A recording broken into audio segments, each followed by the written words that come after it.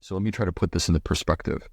So number one, if we were up in the remote parts of the Adirondack Mountains on the most beautiful, clear, starry night, I would take all of the stars within the Milky Way, within our galaxy, take all of them and compress them down, and I would start to place them into your body, and I would have to do that 380 times to get you to 38 trillion. That's how many microbes you have inside of you.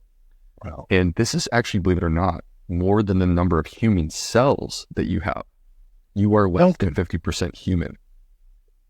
Yeah, isn't that wild? Jeez, that's wild. Yeah, it's insane. And part of it too is that actually they have a genetic code, these microbes. And that genetic code actually plays an active role in you and your health. So how can coffee be good for us? And is it good for us?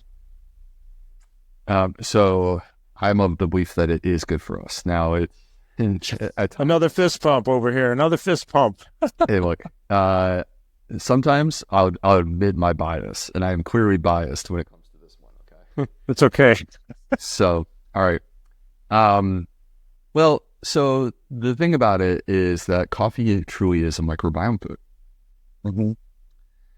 We have research that has been emerging, showing us, believe it or not, of all the foods in the American diet, the one food that seems to have the largest effect on our microbiome, believe it or not, is coffee, that we call short-chain fatty acids. Okay. And Carl, these short-chain fatty acids, there's 3 of them. I'm only sharing these names for the people that are extra nerdy like me. Mm-hmm. Butyrate, acetate, and propionate. Okay. But what I want people to hear, the takeaway for everyone else that's normal, is that short-chain fatty acids are the most anti-inflammatory thing that I've ever come across. Okay. So when we think about our body and the way that our body works, when we eat food, what I'm saying to you is that food is being modified by these bacteria, by these microbes. And in that modification process, they're creating new chemicals that we wouldn't be able to make. We need them to make them for us. Mm-hmm. But then what ends up happening is these, for example, this is just an example, but these short-chain fatty acids, Carl, they have healing effects throughout the entire body. So like right there in the colon, short-chain fatty acids help to heal the lining of the colon. They help to energize the colon. Basically, they're the source of energy for your colon cells. They protect you from colorectal cancer, which is the number 2 cause of cancer death in America. Yeah. They heal your gut microbiome. Your gut microbiome actually gets rebalanced and stronger as a result of the short-chain fatty acids. But now, if we spread this conversation out beyond these sort of basic concepts of like human evolution, we also have microbes, and they are evolved. They are evolved, and they are attempting to preserve themselves. Mm-hmm. And the choices that you make will support and enrich certain microbes, and other ones will die off as a result of the choices. So what I'm saying is that there's certain microbes that love chips. There's certain microbes that love chocolate. Oh. There's certain microbes that love alcohol. We have evidence with specifically chocolate that's quite fascinating. We've identified certain chemicals found in the bloodstream of people who are chocolate cravers, people that are obsessed with chocolate. And not everyone is this way. Some people could totally just be like, that's just not me. I just don't care. But the people who love chocolate, they tend to love it. And and what we found is that this chemical that's in their bloodstream, it's produced by their gut bacteria. And it's in association with this craving. Wow. So the thought is that these microbes are sending a signal telling you that they want chocolate. Dr. Bulsiewicz, how you doing, my friend? Oh, Carl, I'm great. Thank you for having me here. I'm excited to be with you. Well, it's an honor to have you here. I mean, there is a special thing going on. Like you grew up in Manlius in the Syracuse area, so that's pretty cool. Our hometown, your hometown, my hometown gets to hear you bring your information, education to them. This is fantastic. Yes, I am, first of all, sincerely honored to be here, to be able to talk to this community of people in Syracuse, New York. I am a son of multiple generations of Central New Yorkers, and my My father's family was all based in Rome, New York, on Lake Delta specifically. My grandfather my grandfather, he worked at the copper mill in Rome. Oh, yeah, sure. He built this house with his own hands. And then my father was an attorney in Syracuse for many years. He passed in 2020, and we're lifelong Syracuse sports fans. I continue to be a Syracuse sports fan. So it's a tremendous honor for me to speak to the people of Central New York, and to, in a way, it almost feels like I'm coming home, even though I'm sitting here in my home. No, that's great. Well, I don't want to get off topic, but I have to say Lake Delta is one of my most, I'm so fascinated by what's at the bottom of that lake, right? Because there was a town down there. Yeah. And they got like, 100 something years ago, they flooded it and everybody moved upland, right? So I'd love to go scuba down there and see what's left. There's definitely stuff left. I can promise you that, because we used to fish all the time. And my grandfather was a avid fisherman. He caught some of the largest walleye out of that lake. That's great. And there's parts of the shore where, and I could point them out to you, where you have to be very careful, because you will definitely get snagged in the houses that are down there. Oh, wow. That is just so cool. And it's a beautiful lake, clean water. Yeah, it is beautiful. Adirondack Mountains. I mean, to me, it's quite idyllic. It is. It's a beautiful place. Well, Dr. Bulsiewicz, you're a gastroenterologist, gut health expert. You have a best-selling book called Fiber Fueled, which I have, I love, I study. And, of course, I've been watching you online for years. And I love the work you're doing. And you're the only person I know who's talking about what we're going to talk about today, the way it's being talked about.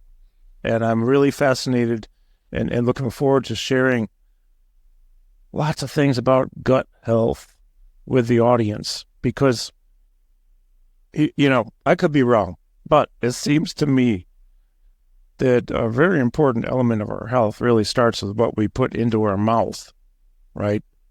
And with that said, absolutely.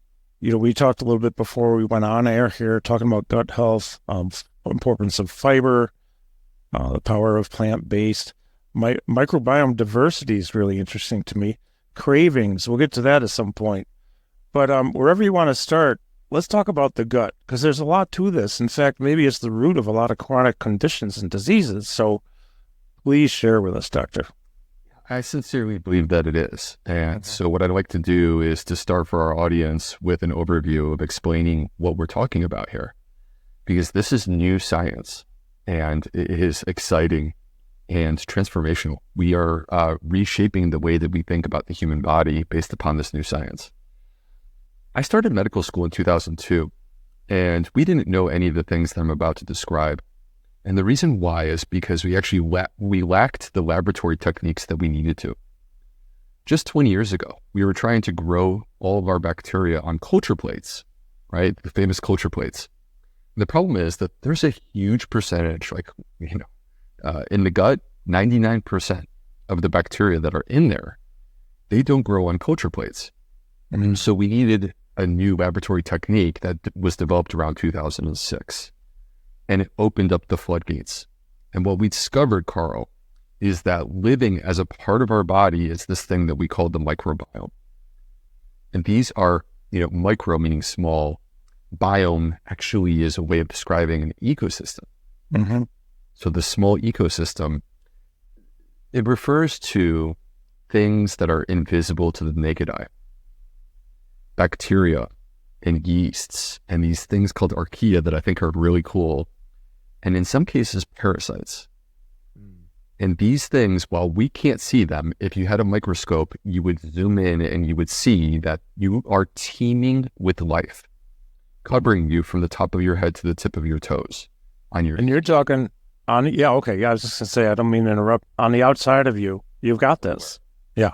Everywhere. So on your skin, literally over the top of your eyeball. Thankfully, they're so small that it doesn't interrupt your vision.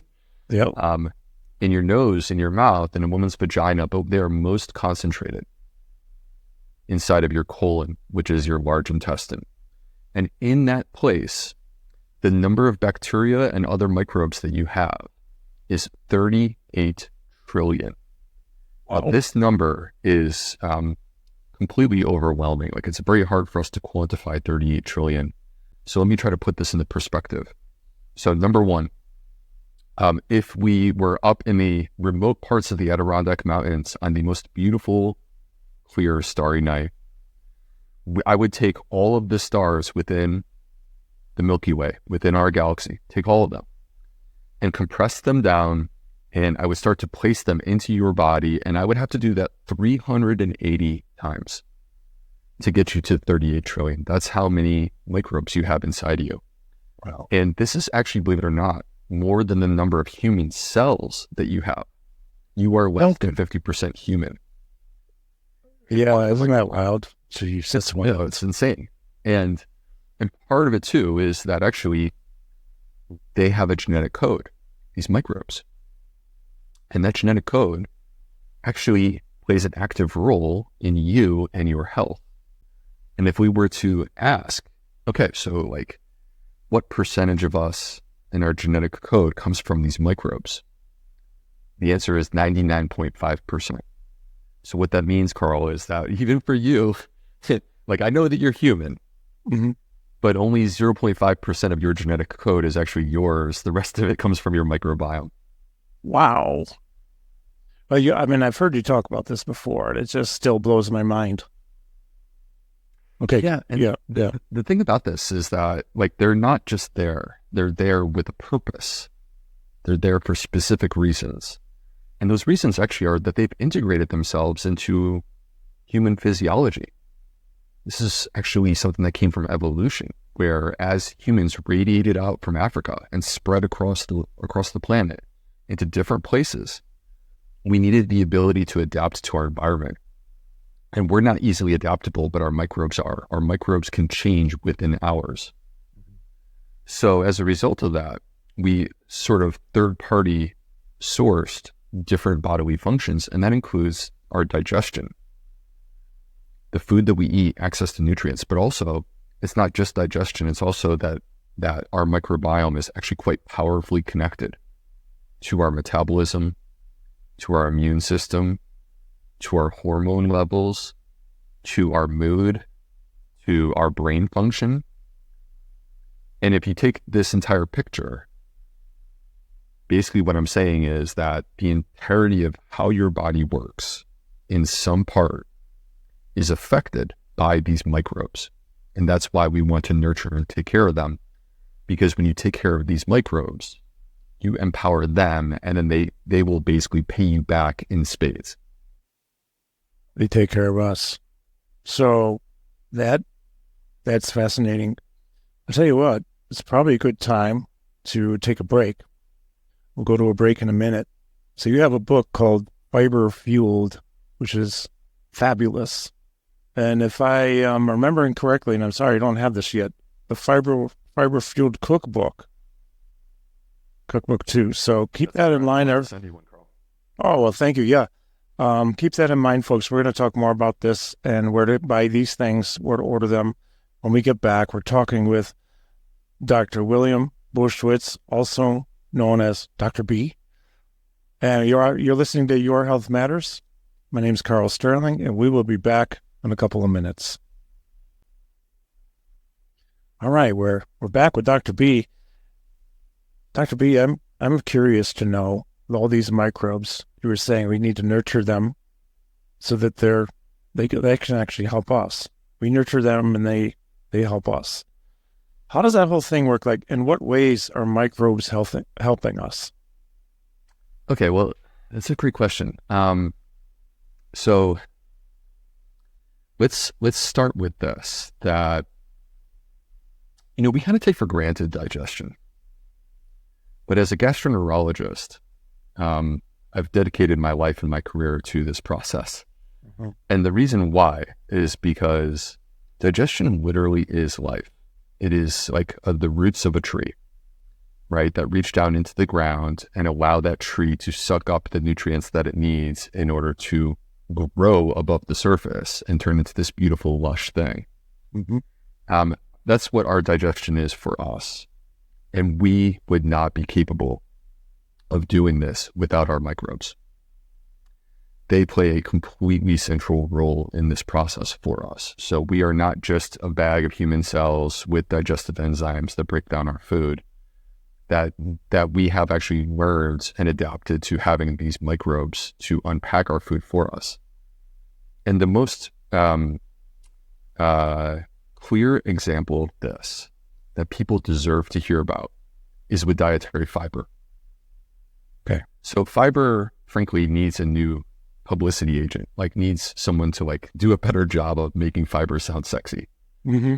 Because we all grew up with this image in our mind of grandma, with all respect to my grandma from New York, grandma stirring the orange drink so that she could have a poop. Yeah, I understand. And there's a new vision of this that has come with this new science that's unpacking right now, where what we've discovered is that fiber is not just this thing that runs through you. You as a human lack the enzymes to break down fiber. Mm-hmm. But what you are missing, your microbes more than compensate for. They have not just a few hundred enzymes. They have tens of thousands of unique special enzymes that they use that allow them to unpack the fiber. So what happens when, for example, we consume a food that has fiber, and by the way, fiber, just to make it super simple, you find fiber in all plant-based foods. So fruits, vegetables, whole grains, seeds, nuts, legumes, they all have fiber. Okay. So when you eat one of these foods, the fiber that's in there is not absorbed by your body until it arrives in the large intestine, which is where your microbiome lives. And these little bugs, they get into a feeding frenzy and they get excited because you are providing them their favorite meal. It's Thanksgiving for them. Mm-hmm. And they use their enzymes to basically go after this fiber, break it down. And it actually is like a magical thing. It's almost like Harry Potter-esque, where the fiber stops being fiber and it actually becomes a fat that we call short-chain fatty acids. Okay. And Carl, these short-chain fatty acids, there's 3 of them. I'm only sharing these names for the people that are extra nerdy like me. Mm-hmm. Butyrate, acetate, and propionate. Okay. But what I want people to hear, the takeaway for everyone else that's normal, is that short-chain fatty acids are the most anti-inflammatory thing that I've ever come across. Okay. So when we think about our body and the way that our body works, when we eat food, what I'm saying to you is that food is being modified by these bacteria, by these microbes. And in that modification process, they're creating new chemicals that we wouldn't be able to make. We need them to make them for us. Mm-hmm. But then what ends up happening is these, for example, this is just an example, but these short-chain fatty acids, Carl, they have healing effects throughout the entire body. So like right there in the colon, short-chain fatty acids help to heal the lining of the colon. They help to energize the colon. Basically, they're the source of energy for your colon cells. They protect you from colorectal cancer, which is the number 2 cause of cancer death in America. Yeah. They heal your gut microbiome. Your gut microbiome actually gets rebalanced and stronger as a result of the short-chain fatty acids. Okay. And they heal something called your gut barrier. And your gut barrier, think of it like the wall around a castle. This wall protects what's on the inside. Your gut barrier is meant to protect you from the things that are inside your intestines. Okay. So these short-chain fatty acids do all of that. But then if we wanted to go down the line, and this would go way beyond the scope of our conversation today, Mm-hmm. but just to kind of tease it to the audience so that they hear and they understand that this is the case. The short-chain fatty acids make a huge impact on your metabolism, like lower your blood pressure, lower your cholesterol, and like protect you from diabetes. The short-chain fatty acids affect the gut hormones like GLP-1. Everyone's talking about Ozempic. I'm telling you, this is how you get more Ozempic. Mm-hmm. Mm-hmm. Yeah. The short-chain fatty acids affect your immune system. I know that allergic diseases, autoimmune diseases, inflammation is widely pervasive in the world today. These things address that. It's everywhere. Yeah. They affect your hormones. Like for women, they affect women in a number of different levels. That could include fertility. That could include menopausal symptoms. For men, if you want, Carl, you know this. If you want to get a man's attention in terms of his health, you don't talk about diabetes and high blood pressure. You talk about erectile dysfunction. There you go. Right. And it's a biggie. That's a big Yeah. exactly. So I'm gonna not make any sort of jokes on that one, but anyway, um, and so it connects to all that, and then like they actually spread throughout the entire body. Believe it or not, they get into the bloodstream within seconds. They can travel from your gut to your brain, and they can affect the way that your brain functions. They allow you to have better focus. They can improve your mood. There's a number of different things that they're doing there. So what we're talking about here is like something that's bottom line tremendously powerful for human health, and that we would not have if we were sterile, if we didn't have a gut microbiome. And this is a gift from these gut microbes to us. Fascinating. Okay, let's go down another road in a couple minutes before break. So inflammation's everywhere. We have a lot of metabolic dysfunction out there in the world, in society. Autoimmune disorders are everywhere. Immune system problems, diabetes, obesity, colon cancer. I've had family with colon cancer. Said, fortunately everybody's okay. But the thing is that I know from the work that I do here, and maybe this is on topic, maybe not, but it seems like it probably parallels to some degree. There's a lot of constipation too. Like society is generally fairly constipated. And so that's a problem. You're not supposed to be constipated. And if you're that way for too long, I know it's not good. We have just like a minute, but can you just talk a little bit about that before we go to break?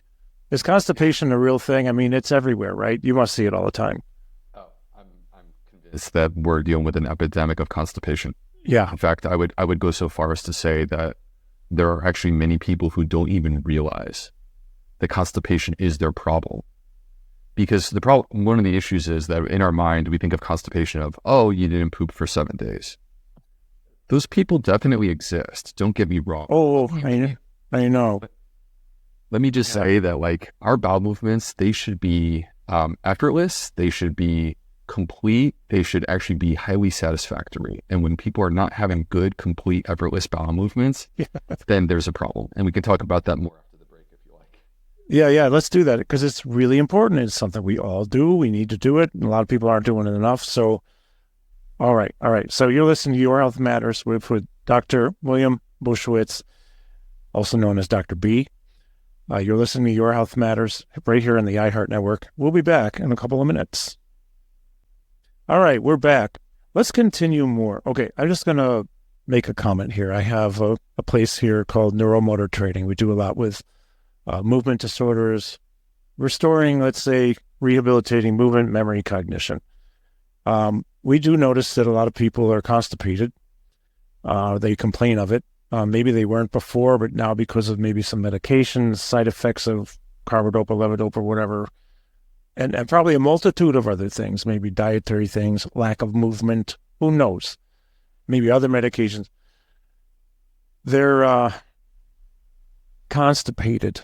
And what types of problems can we run into from chronic constipation? Because I know it's not good for us.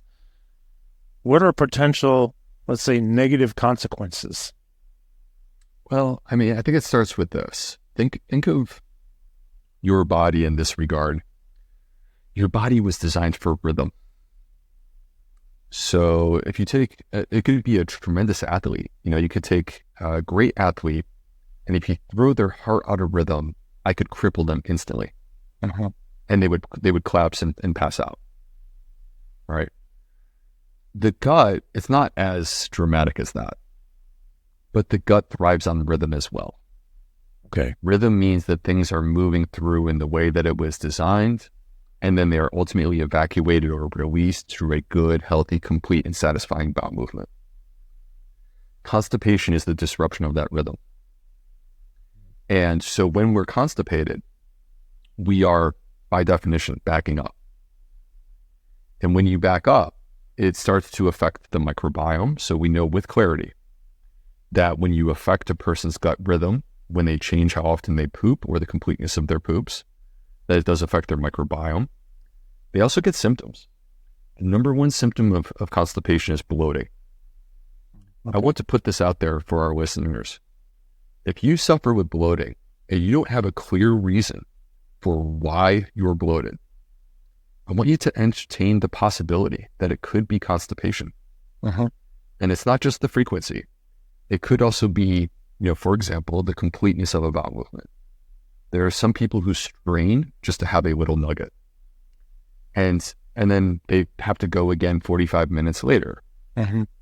That's because they never pooped in the first place. Yeah.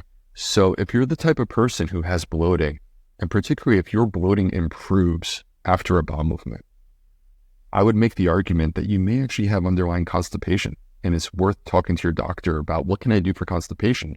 Because if you were to speed up your gut, have better bowel movements, get your gut back into rhythm, you will likely discover that your bloating goes away. And that to me is the way that I would typically measure constipation, to be honest with you, Carl, is that Okay. I know that a person's constipation has been adequately addressed when it's no longer resulting in bloating and other symptoms that are affecting their quality of life. There's a bunch of other symptoms that I think bear mention here. Because, there's this sort of big picture of bloating, of constipation. And it's kind of crazy, some of the things that happen to our body just by making it where we're not pooping. Mm-hmm. So as an example, people get nauseated. They feel like, not necessarily that they're actually going to throw up, but they feel that queasiness in their stomach. They lose their appetite. Why would this be? Well, the reason why is because your entire body is intelligent and it's wired together. Mm-hmm. Your colon is talking to your stomach and it is saying there's no room down here. Yeah. And that's why people get nauseated. They lose their appetite. Sometimes their acid reflux gets worse. Yeah, sure. It's pushing back. Yeah. Is that people get tremendous fatigue, Mm-hmm. right? They get low energy and they go to their doctor and they say, "Doc, I'm feeling low energy and I'm bloated." And the doctor kind of rolls their eyes because they don't know what to make of that. Mm-hmm. But what I'm here to say is that this is all a part of the syndrome. It's all part of the package where you address the constipation and you get your gut into a rhythm. Yeah. This is more than poop. This is also your gut microbiome. And I want the listeners to hear, I hope, after hearing the first couple parts of this conversation, I hope what you hear is that your gut microbiome is really important to your health. Yeah. And then what I want you to also hear is that one of the ways that you can tell what's going on with your gut microbiome is through your poop. Mm-hmm. Because actually, if you were to take a look, about 70% of the weight of your bowel movement actually is microbes. It's not the excrement of your food. No kidding. Whoa. I didn't know that. That's really something. Well,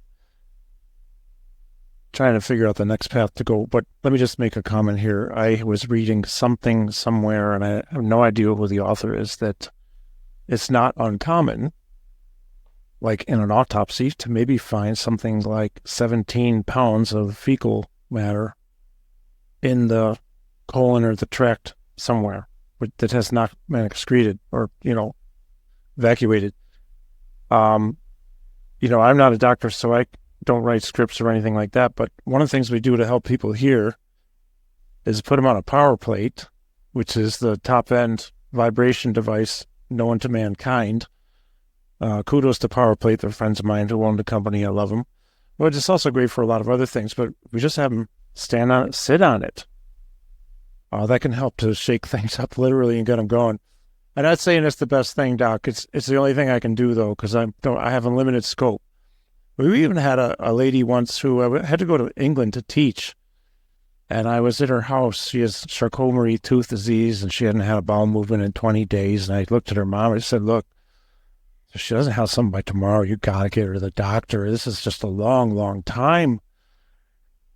I gave her vibrating ball to work to go over the areas under the rib cage. Don't you know, first text on my landing at Heathrow was, "So-and-so had the mother load." It's the way she put it. I said, "Oh, man, good." But, 20 days, three weeks with no bowel movement. Sadly, though, it's not that uncommon, is it, to see somebody go a week, 2 weeks without one? And that just seems like it's toxicity.com, basically, for your body.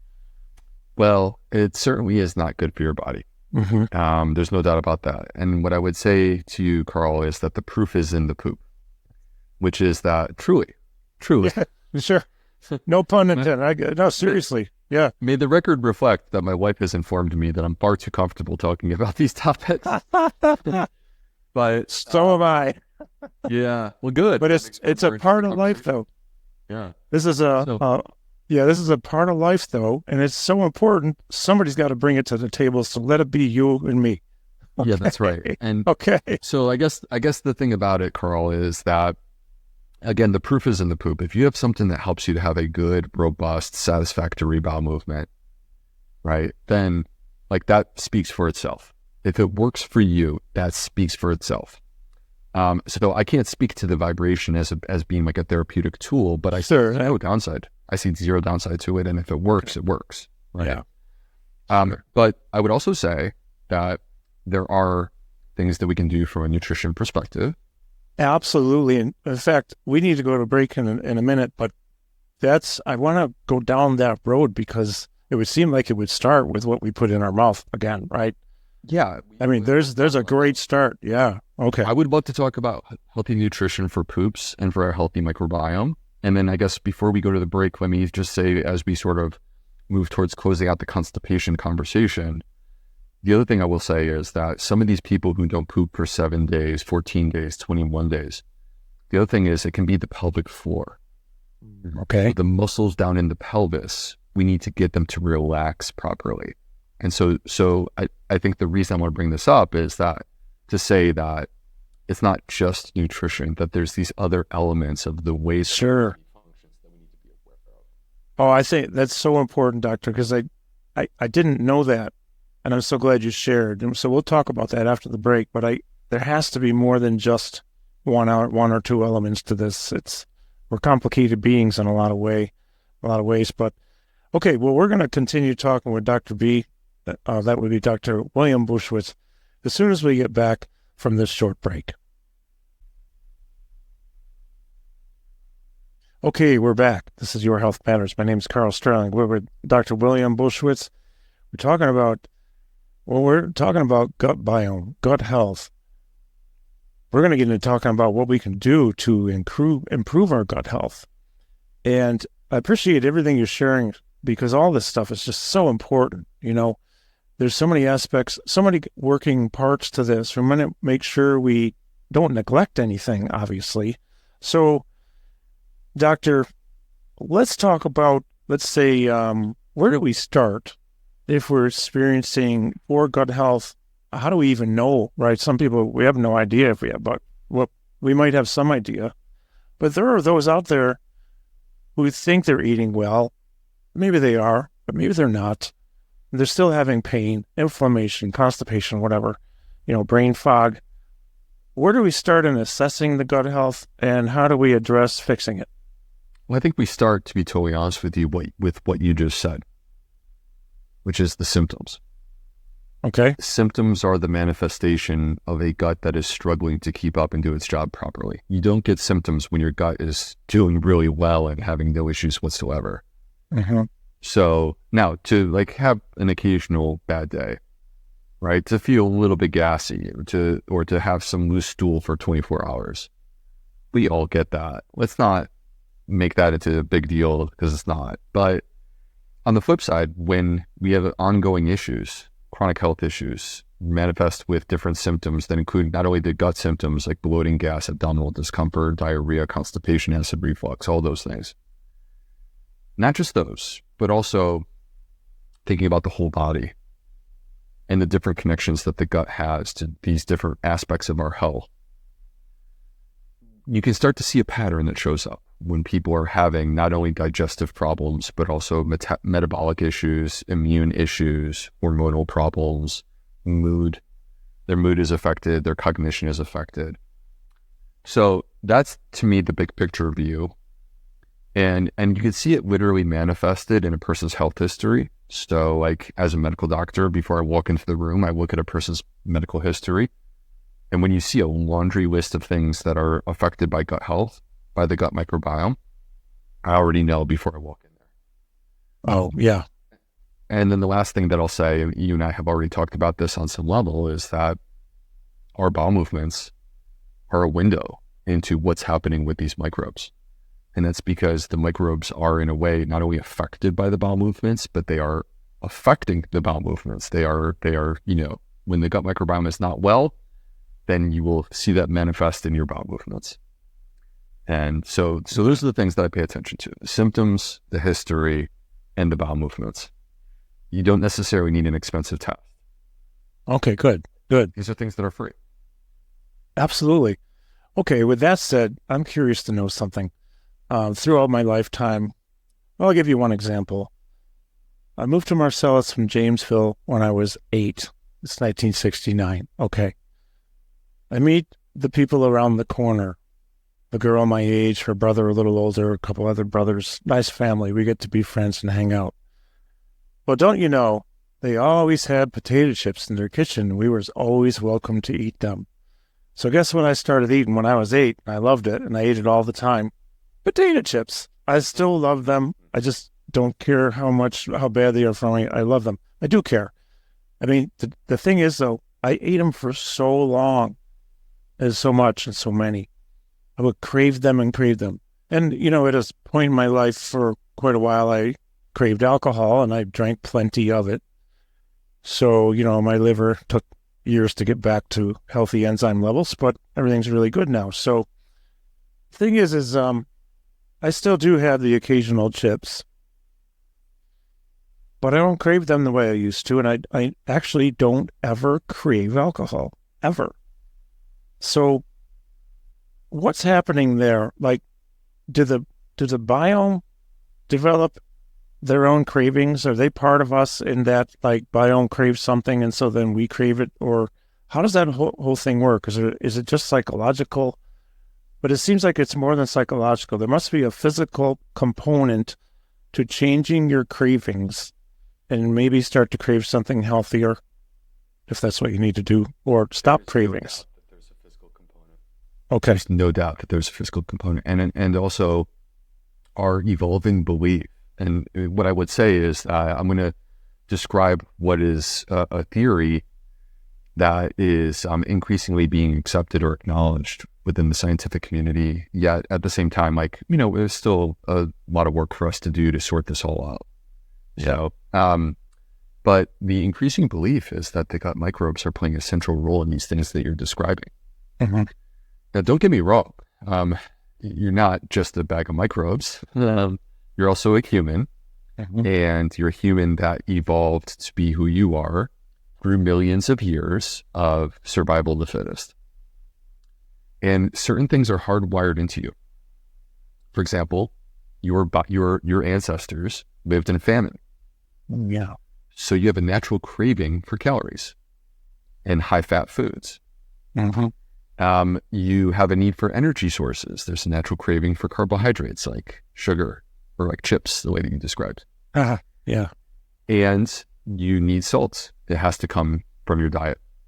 So there's a natural attraction that exists for salt, right? So chips are, in a way, the perfect confluence of these factors, where they come together and you have a simple carbohydrate potato that is cooked in fat, cooked in oil, and covered in salt. It, in a way, is hacking your biology. Yeah, yummy, but bad. I know They are yummy. There's no doubt. But I don't even feel good after I eat them. That's the thing. That's why I don't eat as much anymore, because all my other stuff is on track. But okay, I interrupted you. Please continue. Okay. I'm quite sure you feel good for like 30 seconds, right? I mean, it feels great. Absolutely. Yeah, I get a dopamine rush too, I think. That's right. You get that dopamine rush. Yeah, I get the hit. But now, if we spread this conversation out beyond these sort of basic concepts of like human evolution, we also have microbes, and they are evolved. And they are attempting to preserve themselves. And the choices that you make will support and enrich certain microbes, and other ones will die off as a result of the choices. So what I'm saying is that there's certain microbes that love chips. There's certain microbes that love chocolate. Oh. There's certain microbes that love alcohol. we have evidence with specifically chocolate that's quite fascinating. We've identified certain chemicals found in the bloodstream of people who are chocolate cravers, people that are obsessed with chocolate. And not everyone is this way. Some people could totally just be like, that's just not me. I just don't care. But the people who love chocolate, they tend to love it. And and what we found is that this chemical that's in their bloodstream, it's produced by their gut bacteria. And it's in association with this craving. Wow. So the thought is that these microbes are sending a signal telling you that they want chocolate. And I'll close on alcohol by saying that there is a very powerful association between alcohol and our gut bacteria. And if you look under the hood at people that have alcoholic diseases, whether this be alcohol abuse disorder, or it be alcoholic hepatitis, or alcoholic cirrhosis, in all of the cases that I just mentioned, there are clear-cut changes that exist within the microbiome. So it completely stands to reason that the gut bacteria are playing a very central role in your bodily response to alcohol. Wow. Yeah. Well, the show is about to end in less than a minute. Okay, we're at the end of the hour coming up. That's the bad news. The good news is Dr. B and I are going to go into a little overtime conversation here. And the one place you'll be able to hear it is going to carlsterling.net. That's Carl with a K.net. Go over there and look for the episode with Dr. William Bulsiewicz, where we're going to continue talking about all of this fascinating stuff related to gut health, microbes, microbiome, and all that fun stuff. Hey, Dr. B, man, thanks a million for joining me. It's a real pleasure. We're going to overtime. So be sure to go to carlsterling.net. That's Carl with a K. You're listening to Your Health Matters here on the iHeart Network. Thanks so much for listening and have a fantastic day. All right, we are here with Dr. William Bulsiewicz, also known as Dr. B. We're in the overtime segment now, so we're going to continue.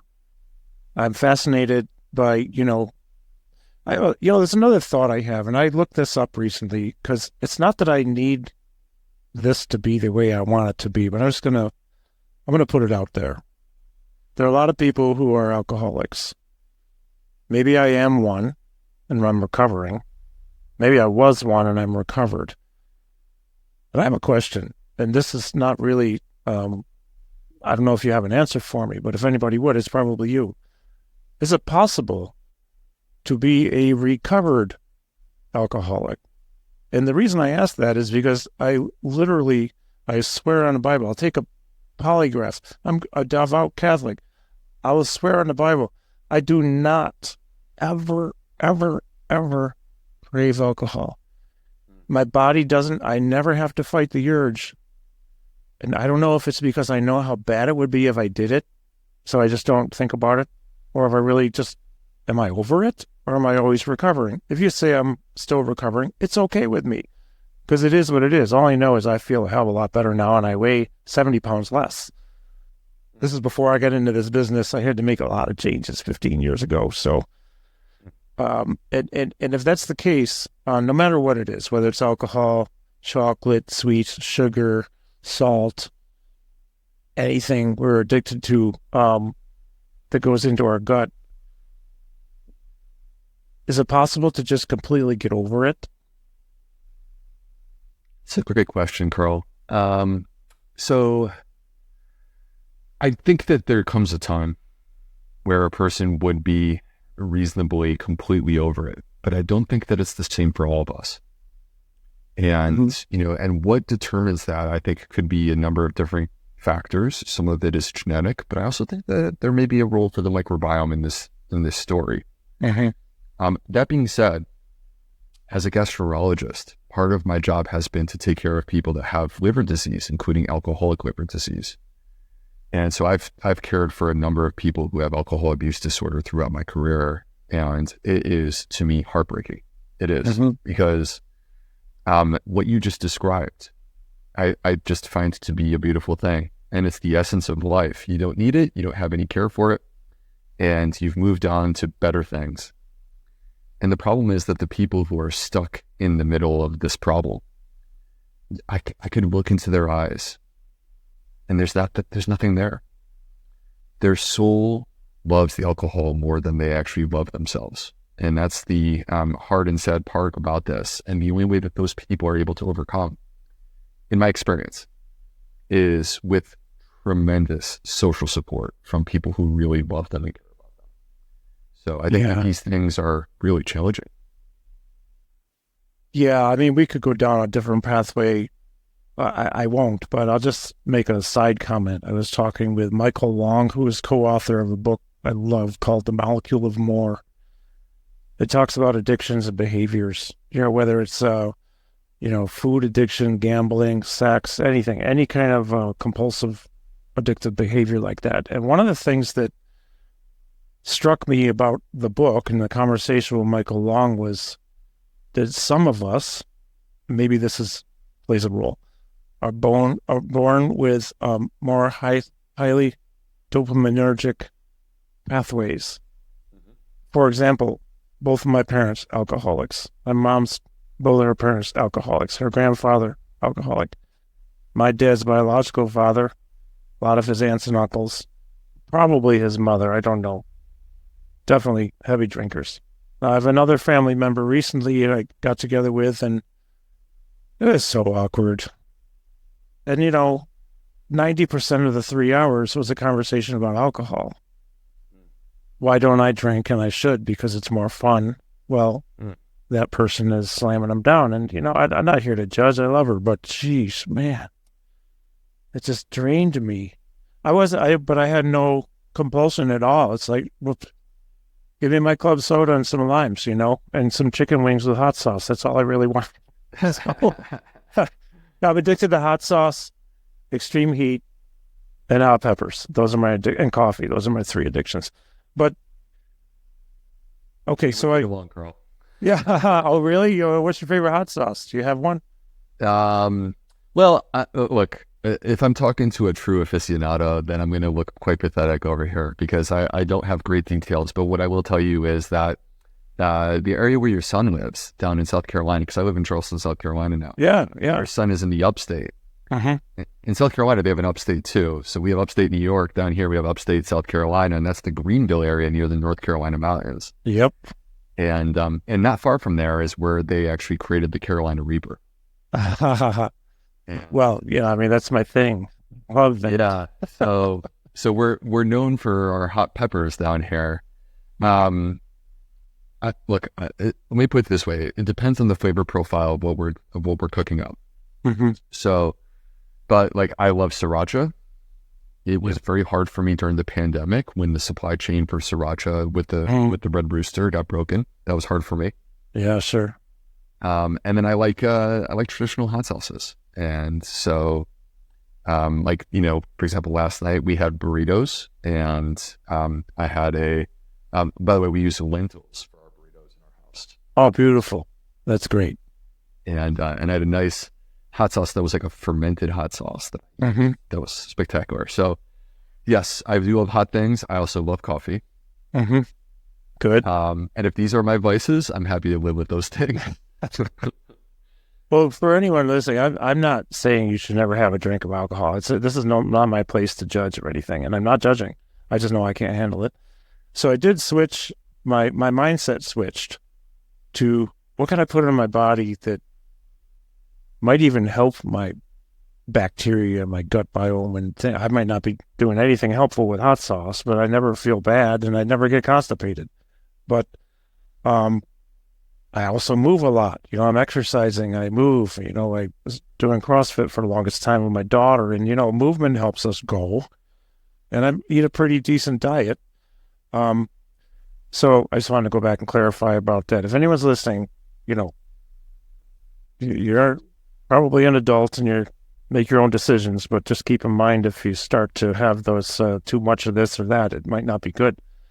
Back to hot sauces though, real quick. As a gastroenterologist, I'll just say 2 of my favorites are ass in the tub.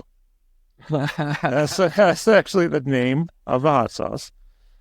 And blow it out your ass. Because we're not on the air, so I can say, this is only on YouTube, so I can say it here is blow it out your ass.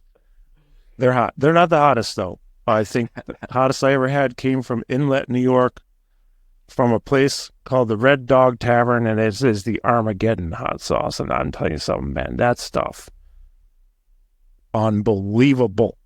So, with that said, is hot sauce okay for us to eat? What's happening in our gut? Actually, this is an interesting thing. So, a few things. So, first of all, a person who has chronic arthritis, perhaps you've used capsaicin to treat your arthritis. Capsaicin is like a cream that you'll find that you're rub it on the joints, right? Yeah, you rub it on the joints. Okay. It turns out the capsaicin is the actual part of the hot pepper that makes it spicy, that gives it heat. Yeah. So in a way, capsaicin is good for us. It dulls the nerves. People that have irritable bowel syndrome, Carl, there's actually some evidence that hot peppers can improve their irritable bowel syndrome. Right? And the other thing is that hot peppers actually are longevity foods. So when we study life expectancy, you feel free to pump the fist. I was so happy. When we study life expectancy, we actually find there's a number of different foods that are associated with longer lives. And one of them are the spicy and hot peppers. Now, is there such a thing as too much of anything? Of course. That's possible with anything. And when it blows your ass out, you've taken it too far. That's the issue. Yeah. I'm not going to sit here and tell you that hot peppers should be taken to the point that you blow your butt out. Yeah. But regular consumption of these types of spicy foods, though, my point, regular consumption of these types of spicy foods, I think that's good for you. That's Elizabeth, he said hot peppers are good for me.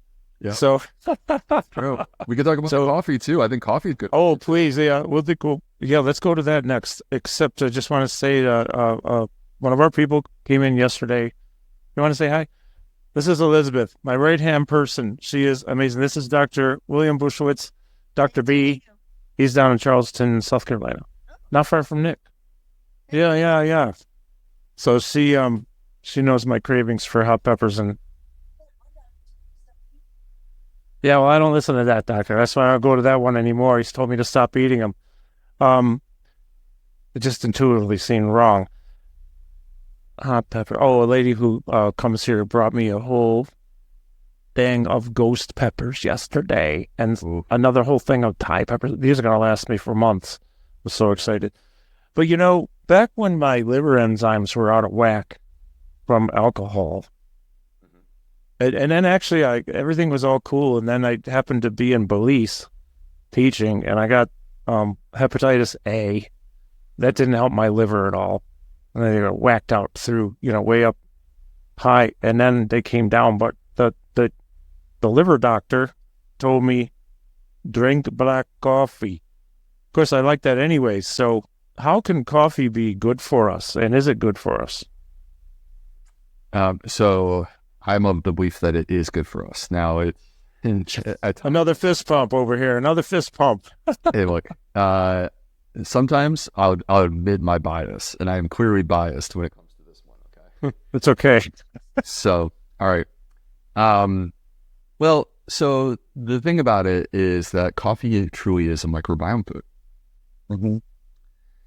We have research that has been emerging, showing us, believe it or not, of all the foods in the American diet, the one food that seems to have the largest effect on our microbiome, believe it or not, is coffee. Really? How does that work? What would that be? Yeah. So there's a few things. Number one, coffee contains polyphenols. Polyphenols are antioxidant compounds that induce inflammation in the body. Mm-hmm. All right. And polyphenols are basically responsible for the colors of the plant-based foods that you see in your supermarket. So we say, eat the rainbow, get red foods and orange foods and, purple foods. I just described a whole bunch of different categories of polyphenols. Mm-hmm. Okay. Coffee has polyphenols. Polyphenols are really good for the microbiome. They bubble. Okay. Number two, coffee actually has fiber. So, because coffee comes from the coffee bean, which is fermented, and then when you grind it up and you brew it, you actually are extracting some of the soluble fiber. So a cup of coffee could have about a gram or a gram and a half of soluble fiber, and that soluble fiber is food for your microbiome. Wow. Now, the third thing about coffee is probably the most important, because there's tons of foods that have polyphenols. There's tons of foods that have fiber. In fact, many foods that have just as much, if not more, of those two categories compared to coffee. But the third thing is the most important. You do it every day. Mm-hmm. So the gut microbiome is shaped through our choices. And if there's a choice that you make on a consistent basis, then you will, on a daily basis, perpetually shape that microbiome. And it's like a snowball effect, where the change may be very small in the beginning, but as that ball continues to roll forward with health momentum, it picks up steam, it gets bigger, and it turns into this big, powerful thing. And so things that we put on repeat and we make into healthy habits can be our most powerful tools for our health. And that's what this proves. Okay. I'm so glad you talked about that. That's a place I want to go real quick. The shaping of the whole thing. So it's almost like we're training these micro biomes, are training our microbes to go into a certain direction, right?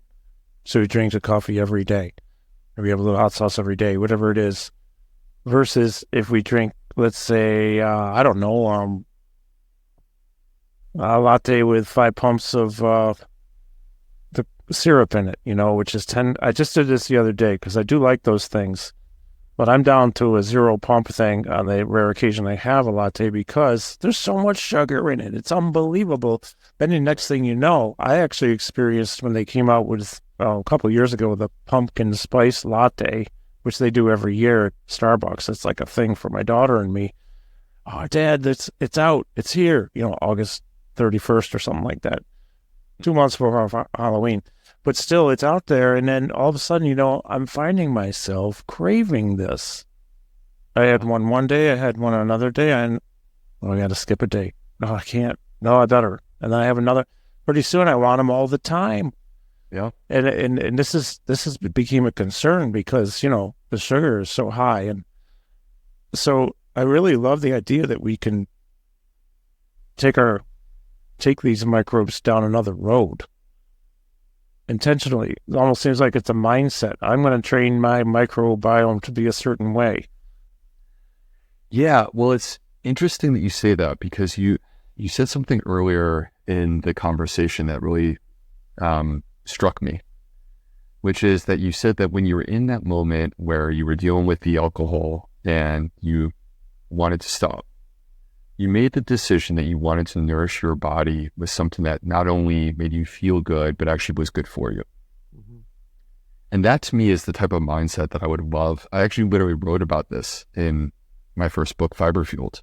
Yeah. Which is that I want people to have a growth mindset, mm-hmm. where you are basically constantly, not constantly challenging yourself. Let's not make it sound too crazy here, but more so that you just have this mindset of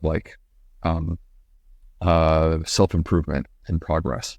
Mm-hmm. And when you take the attitude of I deserve to be healthy, I deserve to nourish my body properly, when you make that a part of your choices, then it really helps to become a filter where there's much more sort of clarity around your choices of what you're putting into your body. And it's not that you're going to be perfect. Pumpkin spice, I love those things too. Yeah. But the issue is, let's make that more of, if we have that sort of clarity, then let's make that more of an occasional thing and not our daily drink. Yeah. Like once a week, right after Mass and right before we go to the studio to do a show live. Sure. And here we are. Yeah.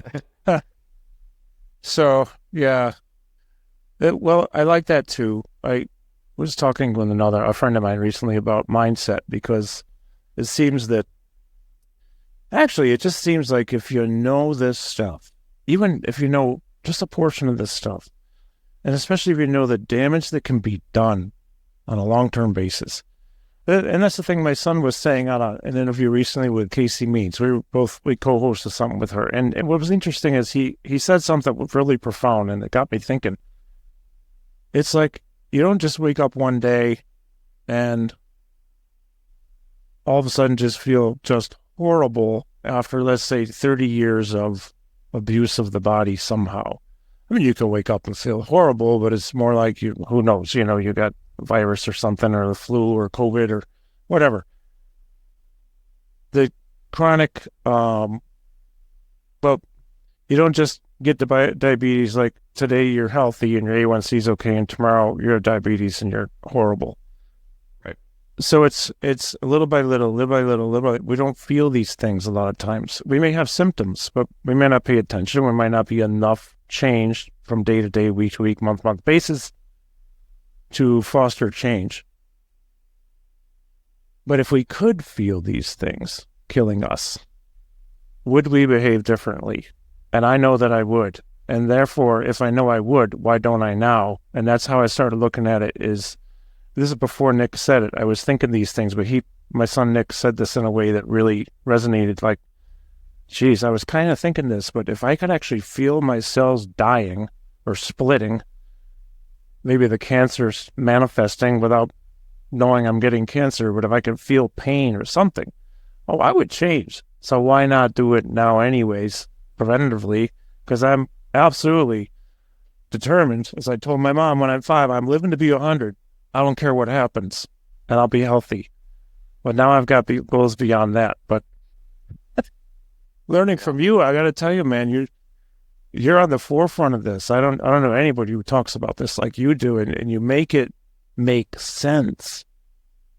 Well, I appreciate you saying that. I mean, so I'm friends with Casey Means as well, and I think that she's great. I love the work that she's doing, and I think that, to me, we have normalized things that are very abnormal, Carl. Oh, yeah. It blows my mind. Because we've normalized these abnormal things, then we sit there and we think, well, I'm just supposed to feel this way. This is normal. And the answer is no. You're not supposed to feel low energy. You're not supposed to feel down mood. You're not supposed to feel that constant fatigue or have those gut symptoms or whatever it may be, that brain fog. You're supposed to have energy. You're supposed to have a clear mind. You're supposed to feel strong and confident. Yeah. And I think that the problem is that if you just continue your typical daily pattern, then you never disrupt it on an adequate level to see what the other side looks like. Yeah. But Yeah. Or people who take a chance and try something different. Many times what they discover is, oh my gosh, like by trying this different approach to my diet and not just eating the way that everyone else eats, all of a sudden I feel radically different. I feel so much better. So, and I know that you've experienced this. Oh, absolutely. Yeah. There's no way I could go the way I go every day if I didn't make changes a long time ago. So just one other thing I wanted to mention is, well, it escaped me, but we've hit on so many things today. And I really think that this whole idea of the mindset, I like the growth mindset and a mindset of self-improvement and deserving it. Oh, I know what it's going to say. So some of the testing, like let's say these numbers that people measure, A1C or, all kinds of things. I really don't know much about it. I just know that some of the newer numbers that are normal, they've been adjusted and they're actually not normal. They're normal for now, but the normal of now isn't necessarily optimal. In fact, it might not be optimal at all. Whereas 20 years ago, 30, 40 years ago, those numbers were normal. Those were better numbers. And that seems to be a thing that's going on. And how do you feel about that? What are you seeing in this regard? So our testing is becoming more sophisticated. As this happens, we become increasingly focused on these different measures. And that's not to say that they're not important. They are. But what they are, they're just sort of data points that are telling a broader story about you, the person. And what I feel that we're kind of losing sight of, to be honest with you, is the most basic premise, which is, how do you feel? So if, hypothetically, Carl, you were to step into my clinic and we were sitting across from one another, that's what I would ask you. That would be literally the first question out of my mouth would be, hey, Carl, how you doing? How do you feel? And I would let you unpack that for me and bring me into your world. And so now I'll take all the numbers and I will interpret them. But the interpretation of all of those numbers is also contextual. It depends on how you told me you feel.